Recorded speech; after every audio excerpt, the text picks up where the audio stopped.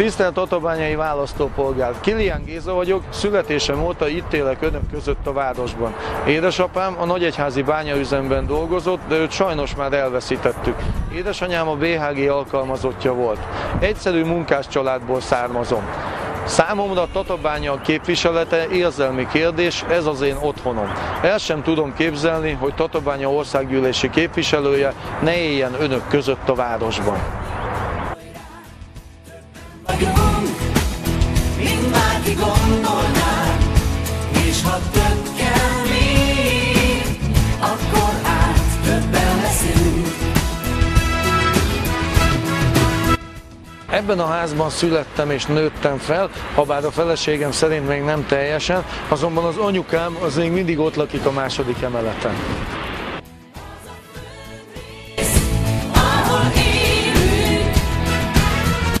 Itt volt a óvodás, csak akkor még nem Gyermekkert volt a neve ennek az óvodának. Itt születtek az első barátságok és szerelmek. Volt egy kislány, aki később az általános iskolában is az osztálytársam lett. Hogy nem vagy egymagad.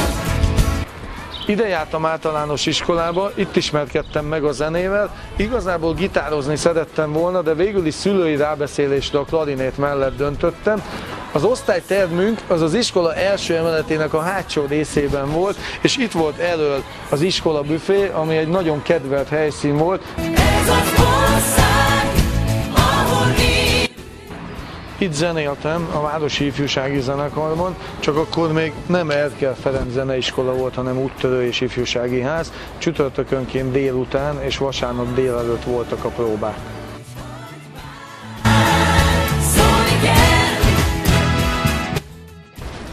Itt fociztunk a barátaimmal a szülői ház mögött, sokszor késő estig úgy, hogy már a labdát sem láttuk. Igazából akkor még ezek a garázsok nem voltak itt, és ezek a bokrok is kisebbek voltak. Itt volt az egyik kapu kialakítva, két karót szúrtunk le, és ezzel szemben ott volt valahol a másik kapu kialakítva. Nagyon élveztük, és nagyon nagy meccseket játszottunk.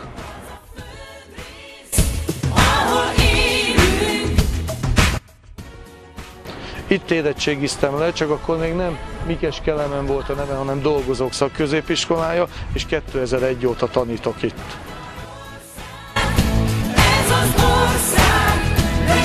Vannak olyanok, akik azt mondják, hogy az április 11-i választásnak nincs jelentősége.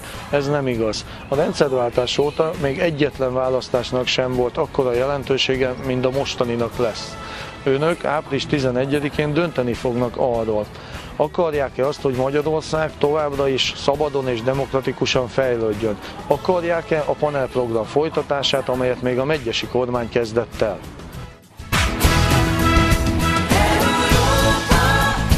Akarják-e azt, hogy az állam továbbra se szóljon bele a magánéletükbe? Akarják-e azt, hogy olyan ember képviselje Tatabányát, aki itt lakik önök között a városban?